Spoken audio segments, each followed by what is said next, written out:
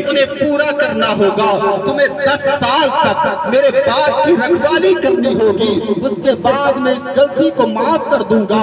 میرے سنی مسلمان بھائیوں, 10 سال ایک پھل کھایا وہ بھی بغیر اجازت کے, اگر کھا کر چلے جاتے تو انہیں کوئی علم نہ تھا, انہیں پتہ نہ چلتا, لیکن اللہ کا ڈر ہی تو دلوں کے اندر تھا. آج ہمارے اور آپ کے دلوں کے اندر سے اللہ کا ڈر نکل گیا ہے. ہم خدا سے نہیں ڈرتے, آج ہم لوگوں سے ڈرتے ہیں. ہم یہ سوچتے ہیں کہ یہ کام ہم کریں گے تو 4 آدمی کیا کہیں گے. یہی 4 آدمی سوچتے سوچتے زندگی گزر جاتی ہے.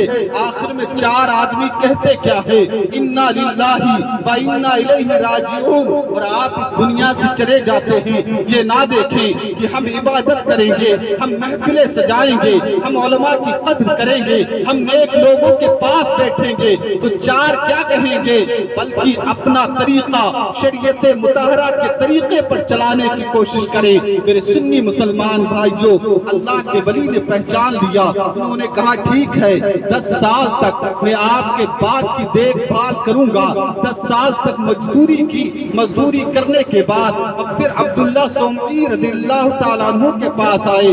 کہا کہ مزدوری مکمل ہو گئی ہے, اب مجھے میری غلطی کو معاف کر دیجئے اور میں اپنے گھر جانا چاہتا ہوں. تو حضرت عبداللہ سومعی رضی اللہ تعالیٰ عنہ نے فرمایا کہ تمہیں ابھی دوسری شرط پوری کرنی ہے.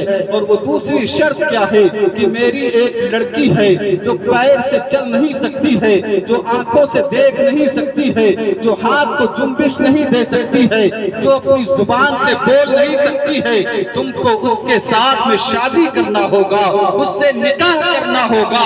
اب حضرت موسیٰ صالح جنگی دوست سوچنے پر مجبور ہو جاتے ہیں کہ ایسی عورت سے نکاح ہو رہا ہے جو چل بھی نہیں سکتی ہے, جو دیکھ بھی نہیں سکتی ہے, جو ہاتھ کو حرکت بھی نہیں دے سکتی ہے, جو بول بھی زبان سے نہیں سکتی ہے, اس کے ساتھ میں پوری زندگی گزارنی ہے. کیسے پوری زندگی گزاری جائے گی, لیکن اس سیب کی خطا کو بھی معاف کروانا ہے. کہا ٹھیک ہے, کہیں ایسا نہ ہو اللہ کی بارگاہ میں پکڑ ہو جائے. میرے سنی مسلمان بھائیوں, اس بات کو غور سے سنیے گا. اب حضرت موسیٰ صالح جنگی دوست راضی ہو جاتے ہیں, پھر نکاح کر دیا جاتا ہے. نکاح کرنے کے بعد جب آپ کمرے میں جاتے ہیں تو دیکھتے ہیں کہ ایک بہت ہی صحیح سلامت, خوبصورت, اچھی تندرست لڑکی بیٹھی ہے.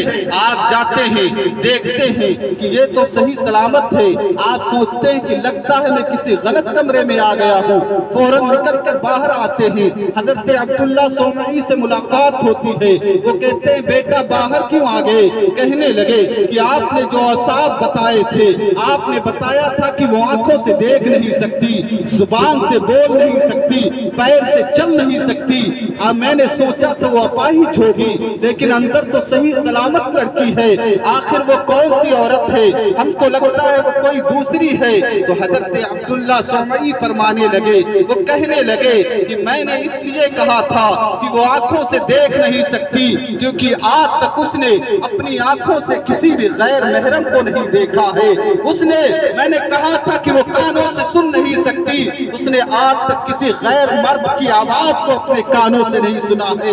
میں نے کہا تھا کہ وہ زبان سے بول نہیں سکتی کیونکہ اس نے آج تک اپنی زبان سے کوئی بد کلامی نہیں کی ہے, کوئی ایسے لفظ نہیں نکالے ہیں. میں نے کہا تھا کہ وہ پیر سے چل نہیں سکتی تو وہ کبھی بھی اپنے پیروں سے غلط کام کی طرف چل کر نہیں گئی. میں نے کہا تھا کہ وہ اپنے ہاتھوں کو جنبش نہیں دے سکتی, اس نے اپنے ہاتھوں سے کوئی غلط کام نہیں کیا ہے. اب میرے سنی مسلمان بھائیوں, جب عورت اتنی نیک ہو اور شوہر اتنا نیک ہو تو اس کا بچہ کیسا پیدا ہوتا ہے, اس کا بچہ حضور غوث پاک جیسا پیدا ہوا کرتا ہے. میرے سنی مسلمان بھائیوں, مردوں کو بھی ضرورت ہے کہ وہ نیک بنے, عورتوں کو بھی ضرورت ہے کہ وہ نیک بنے. جب عورت پارسا ہوتی ہے اور مرد نیک ہوتا ہے تو ان کے ملن سے جو بچہ پیدا ہوتا ہے وہ بھی نیک ہوا کرتا ہے. میرے سنی مسلمان بھائیوں, آج کل کے زمانے میں یہ حالات زیادہ تر دیکھنے کو ملتے ہیں کہ جس کو اولاد نہیں ہے وہ اس لیے پریشان ہے کہ مجھے اولاد نہیں ہوتی, اور جس کے اولاد ہے اس کی اولاد نافرمان ہو گئی ہے، اس کی بات کو نہیں سنتی، اس لیے وہ پریشان ہے۔ اس کی وجہ یہی ہے کہ ہم نیک راستے پر نہیں چلتے، ہم شریعت کے مطابق اپنی زندگی کو نہیں گزارتے۔ ہماری ماں اور بہنیں اپنے بچوں کی پرورش کرتی ہیں تو انہیں کبھی وضو کر کے دودھ نہیں پلاتی، اپنے شوہروں کو کھانا کھلاتی ہیں تو کبھی وضو کر کے کھانا نہیں بناتی ہیں، پھر شوہر ان کی بات کو نہیں مانتا اور تعویذ بنواتی پھرتی ہیں کہ شوہر میری بات کو نہیں مانتا ہے۔ آپ جب وضو کر کے کھانا بنائیں گی، سر کے اوپر دوپٹہ اوڑھ کر کھانا بنائیں گی، اللہ اس کھانے میں برکت دے گا اور شوہر اور بیوی کے درمیان اللہ الفت و محبت پیدا کرے گا، نیک بچے ہوں گے، ان کا ذہن نیک ہوگا، وہ خرافات میں نہیں جائیں گے۔ میرے سنی مسلمان بھائیوں، یہ غوث اعظم کی میلاد ہے، غوث اعظم کے نام سے منسوب یہ محفل ہے۔ محفلوں کا مقصد ہی یہی ہوتا ہے کہ ان محفلوں میں ہم آئیں تو جو چیز ہمیں بتائی جائے اگر ہم اس پہ عمل کر لیں تو پھر یہ محفل کامیاب ہے۔ اگر ہم وہی سنیں اور سن کر چلے جائیں تو اس کا کوئی مطلب نہیں نکلتا۔